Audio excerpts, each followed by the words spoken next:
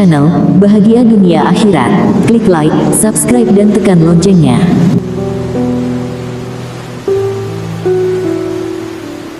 Waktu saya menulis buku Bidadari Bumi pertama, ada selang beberapa waktu, kayak setahun 2 tahun kemudian, ada seseorang cerita sama saya, "Ustazah, alhamdulillah, makasih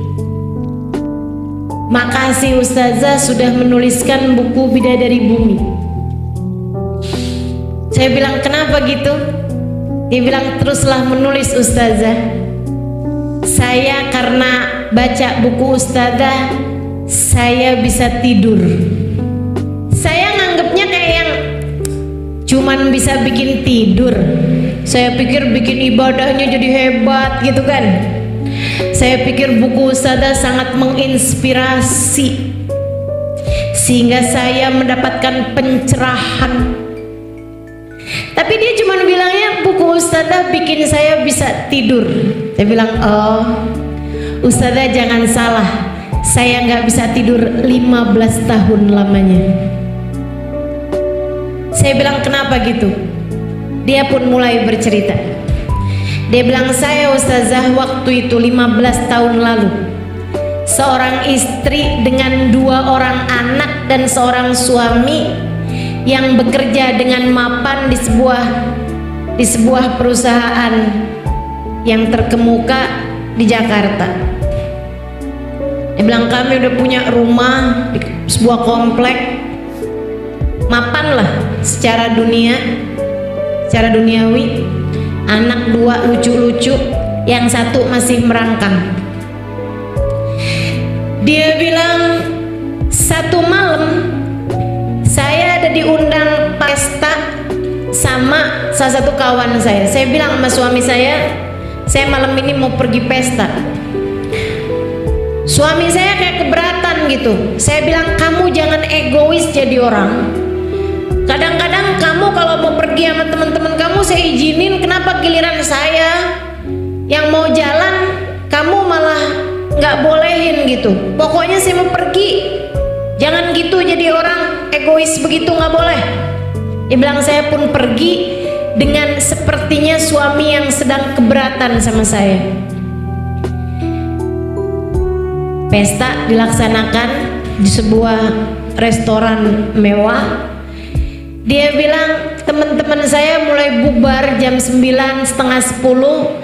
Saya pikir biarin sekalian suami saya biar tahu rasa. Susah kan jagain anak 2.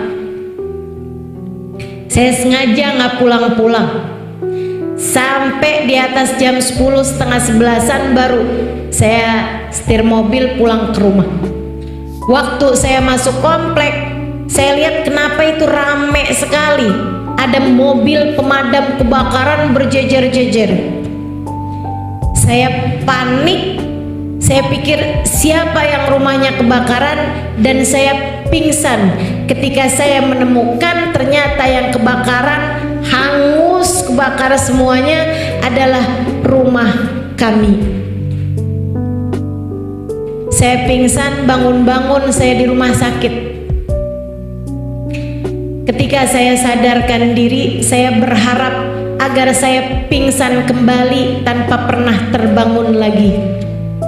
Ketika saya diberitahu bahwa suami saya meninggal dunia di kebakaran tersebut, anak saya yang pertama meninggal dunia, yang tersisa adalah anak saya yang merangkak dengan keadaan kulit yang sudah terbakar dengan luka bakar yang sampai membuat dia hidup dalam keadaan tidak normal, kayak ada kerusakan di jantung dan lain sebagainya. Dia bilang, sejak hari itu saya tak henti mengutuki diri. Saya selalu merasa bersalah, dihantui perasaan-perasaan yang tidak menyenangkan bertahun-tahun lamanya. Kami akhirnya memutuskan untuk pindah, saya dengan anak saya, di sebuah apartemen. Saya tidak bergaul dengan orang-orang. Dia bilang, anak saya sekarang Ustazah udah di usia 15-an tahun. Dia cantik sebenarnya, tapi memang kulitnya banyak kena luka-luka bakar itu. Dan juga anak saya tidak pasti apa yang dia maksudkan dengan tidak normal ya, mungkin kayak bagian dalamnya atau apa. Tapi dia bilang secara kecerdasan anak saya ini Ustazah bahkan di atas rata-rata orang pada umumnya. Tapi saya malu dengan keadaan anak saya, sehingga akhirnya tiap kali saya melihatnya saya merasa bersalah atas kejadian 15 tahun yang silam. Karenanya saya jadi benci dengan anak saya sendiri. Saya tidak bolehkan anak saya ketemu semua orang. Dia sekolah homeschooling, gak punya temen, temennya di dunia maya saja. Dia bilang saya nggak bolehin dia ketemu sama siapapun. Saya nggak suka melihat dia dihina orang. Dan setiap saat itu terjadi, orang melihat anak saya dengan rasa kesian, saya kembali mengutuki diri sendiri. Saya setiap hari bekerja dan saya benci dengan musim liburan, sebab akan membuat saya tidak sibuk, tidak menyibukkan pikiran dengan pekerjaan, dan membuat saya harus sering-sering melihat anak saya tersebut. Bilang anak saya sering WhatsApp saya, sering kirim SMS waktu itu ya. Dia bilang, mama jangan lupa makan. Mama udah makan hari ini. Anak saya baik sekali Ustazah, tapi saya tak henti-henti membencinya. Dia bilang sampai satu hari, beberapa hari yang lalu, saya pulang seperti biasa. Ustazah jangan salah, dia bilang, saya sholat nggak pernah tinggal. Ustazah jangan salah, saya pergi haji, saya pergi umroh, saya pergi majelis taklim, dan saya juga jadi pasien psikolog juga, jadi klien psikolog. Saya juga pasien psikiater. Saya datang ke berbagai macam seminar, saya datang kepada orang-orang yang saya pikir bisa meringankan beban hati saya.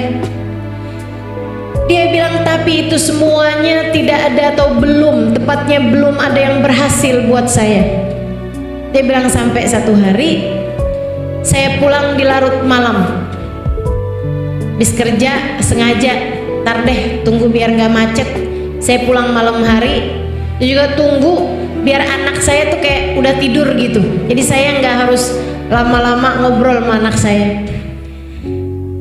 Dia bilang saya masuk, ada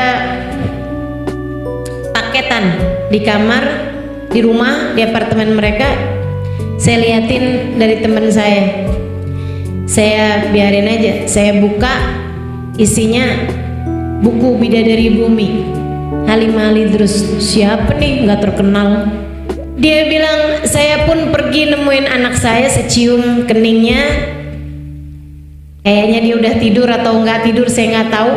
Dia bilang habis itu saya keluar, saya cari makanan, saya makan sedikit dari kulkas, kemudian saya pergi mandi, saya sholat isya. Habis itu saya buka televisi, nggak ada yang menarik. Saya buka bacaan-bacaan apaan, nggak ada yang menarik. Saya kemudian keingetan, buku yang tadi apa tuh? Saya pun mulai membacanya. Dia bilang halaman 1, 2, 3, sampai dicerita wanita di bis. Mungkin kalau teman-teman pernah baca buku Bidadari Bumi, tahu cerita tersebut.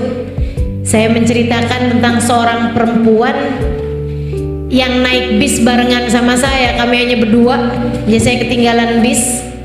Akhirnya saya waktu itu ada tugas ngajar di Darul Faqih, memberi kajian daurah buat ibu-ibu di Daruzara di Tarim Hadramaut Yaman. Saya ketinggalan bis karena saya mau nyelamatin jemuran saya dulu.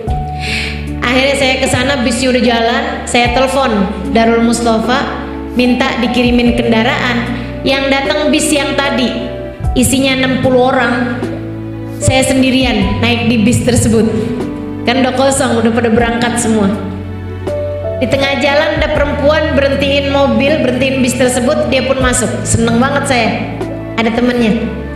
Saya pun menyapa beliau, saya bilang assalamualaikum warahmatullahi wabarakatuh. Hababa. Waalaikumsalam warahmatullahi wabarakatuh. Ya bunai, la ilaha illallah, la ilaha illallah, la ilaha illallah, la ilaha. Saya sebenarnya kepengen ngajakin ngobrol tapi lisannya sibuk berzikir, la ilaha illallah, la ilaha illallah, la ilaha illallah, la ilaha illallah. Jadi saya nggak mau ganggu. Dia duduk di bangku depan deketnya pintu itu, saya duduk di belakangnya. Bis pun melaju dengan kencang. Tiba-tiba lagi bis kencang, ada anak lari lewat di jalanan, nyebrang jalanan. Bisnya takut nabrak tuh anak, dia ngerem dengan sangat mendadak, membuat saya, waktu itu saya kurus, teman-teman saya sekalian, itu saya kepegangan sama itunya, sama pegangan depan itu aja kepala saya tuh terbentur sama bangku yang di depan saya. Sementara si ibu yang ada di 2 baris depan saya terjungkal, teman-teman saya sekalian, terjungkal, kepalanya terbanting, kemudian dia jatuh di tangganya bis tersebut itu. Dia kayaknya mau mempertahankan diri gitu ya, dia pegangannya bis tuh, ada tuh pegangan pintunya tuh, ternyata pegangannya itu ada besi yang menonjol sehingga masuk ke tangannya, berdarah-darah, dia lepaskan lagi, kebanting lagi. Ketika mobil berhenti, bis tersebut berhenti, perempuan tersebut dengan darah-darah di badannya karena berdarah-darah tangannya, pas ada di depan saya perempuan tersebut dengan mulut yang tersenyum dengan pandangan bahagia. Dia bilang alhamdulillah, makasih ya Allah, engkau begitu baik dan dermawan. Saya pas lihat dia senyum terus ngomong gitu, jangan-jangan ada yang kena sarafnya nih. Ada orang kesakitan kayak begitu mestinya badannya pasti ngilu-ngilu, sakit-sakit, kebentur-bentur berkali-kali, teman-teman. Dan dia senyum lebar dengan dia bilang alhamdulillah, makasih ya Allah, makasih ya Allah, engkau begitu baik pada hamba-hambamu. Saya tanya dia, kif halak Hubabah, bagaimana kabarmu Hubabah? Dan dia bilang alhamdulillah, alhamdulillah, alhamdulillah, Rabbuna Karim, Allah Tuhan kita baik banget ya nak ya. Saya heran, dia nggak bilang ya udah sabar ya nak, nggak apa-apa kok misalnya gitu, enggak. Dia bilang alhamdulillah Rabbuna Karim, Tuhan kita baik banget ya nak ya. Saya bilang baik gimana menurutmu? Dia bilang, nak, kamu nggak pernah baca hadisnya Nabi, innallaha idza ahabba abdan ibtalah. Allah apabila cinta kepada seorang hamba, Allah menguji hamba tersebut, dibuat sakit hamba tersebut, dibuat susah hamba tersebut karena Allah sangat mencintainya. Kita barusan dicinta sama Allah, makanya Allah ngasih kita sakit kayak gitu tadi. Alhamdulillah, makasih ya Allah, makasih ya Allah, makasih ya Allah. Saya hari itu turun dari bis, saya ngajar, habis selesai saya pulang, saya makan, saya hadir roha, malam sholat jamaah dan sebagainya, sampai malam, sampai besok pagi saya nggak bisa tidur. Saya malu, saya menangis panjang malam, malu kepada Allah Subhanahu wa Ta'ala. Ya Allah, ada hamba-hambamu di atas muka bumi ini yang mengerti mensyukuri sakit sebagaimana orang lain mensyukuri sehat. Ada hamba-hambamu di atas muka bumi ini yang ketika diberi ujian berupa kesulitan, mereka menikmatinya selayak orang lain menikmati kemudahan. Di atas bumi ini ada hamba-hambamu yang mengerti berterima kasih atas hal tidak menyenangkan dalam hidup mereka. Sementara saya bukannya berterima kasih atas kenikmatan yang Allah berikan, kerjaan saya justru berkeluh kesah setiap ujian sekecil apapun datang menghampiri hidup saya. Saya tuliskan kisah itu di buku Bidadari Bumi Pertama. Dia bilang ketika saya sampai di cerita itu, Ustazah, air mata saya tak berhenti mengalir, dan itu adalah kali pertama dalam 15 tahun saya menangis. Sebelum-sebelumnya saya rasa air mata saya kering, hati saya begitu hampa. Saya selalu menyalahkan Allah Subhanahu wa Ta'ala atas ujian 15 tahun lalu yang datang dalam kehidupan saya. Saya tak berhenti-henti menghujat Allah atas kisah 15 tahun yang lalu itu. Dan anak saya jadikan sebagai sarana saya untuk semakin menyalah-nyalahkan Allah atas buruknya takdir yang Dia pilihkan untuk saya. Saya menangis jadi-jadinya. Kemudian untuk kali pertama dalam hidup saya memutuskan untuk berwudu, mandi kembali. Kemudian saya melakukan satu hal yang tak pernah saya sangka akan saya kerjakan seumur hidup saya, Ustazah. Saya sujud syukur. Sesuatu yang tak pernah saya pikirkan akan saya lakukan seumur hidup saya. Saya sujud syukur. Saya sampaikan kepada Allah, ya Allah, terima kasih masih Engkau sisakan iman dalam hati saya. Terima kasih ya Allah, masih Engkau sisakan anak untuk saya.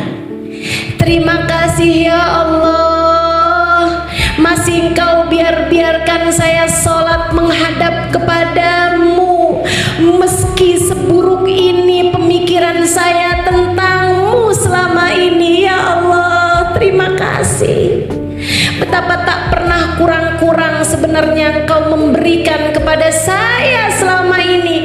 Akan tetapi fokus saya tak pernah melihat kenikmatan demi kenikmatan yang Kau berikan pada saya, karena saya hanya fokus kepada satu ujian berat yang datang 15 tahun yang lalu itu. Maafkan saya ya Allah, mata hati saya telah terbutakan olehnya. Sesudah saya sujud syukur, saya kemudian menghampiri kamar anak saya. Saya memeluknya. Saya sampaikan padanya, "Nak, maafkan mama, maafkan mama. Maafkan mama selama ini telah meninggalkanmu. Maafkan mama, nak. Selama ini mama sayang padamu, tapi kamu hanya mama gunakan sebagai alat untuk semakin menghujat Allah dalam hidup mama atas buruknya takdir 15 tahun yang lalu. Maafkan mama ya nak. Betapa sebenarnya kamu adalah seorang anak yang selama ini sangat membahagiakan hati mama.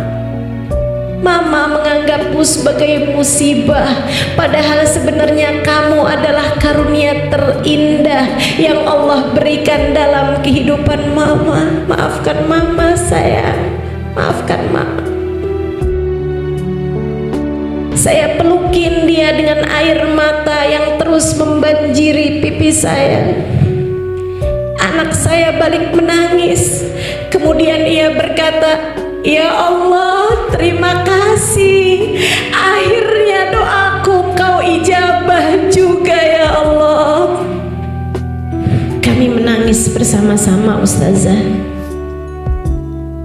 Kemudian sudah itu saya bilang sama anak saya, tidurlah kembali. Saya pun mengerjakan sholat sunnah.